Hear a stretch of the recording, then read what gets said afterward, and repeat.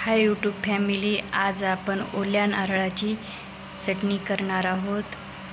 ओलं खोबरं आपण चिरून छोटे छोटे तुकडे केलेले आहेत। शेंगदाणे, लिंबू घेतलेला आहे, कढीपत्ता, जिरे, हिरव्या मिरच्या, मीठ। आता आपण हे सर्व दळून घेऊत।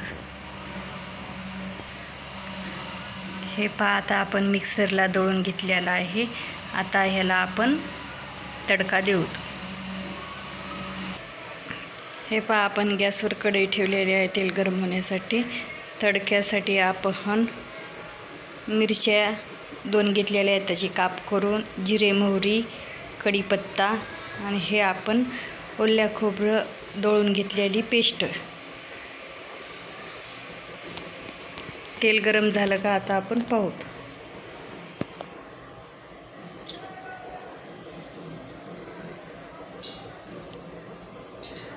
जिरे मोहरी टाकू, तेल गरम झालं।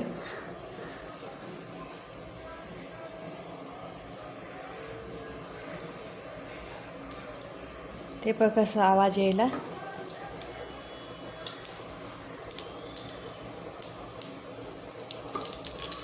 मिरच्या टाकू,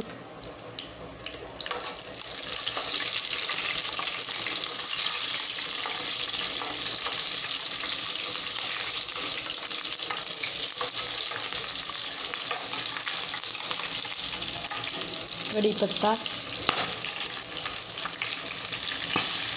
आपण हे बेटर टाकून घेऊ।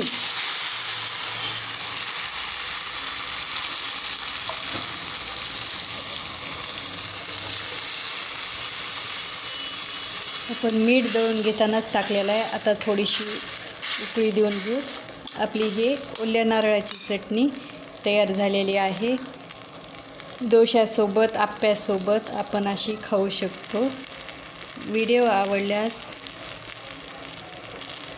लाईक, शेअर, सबस्क्राईब करा।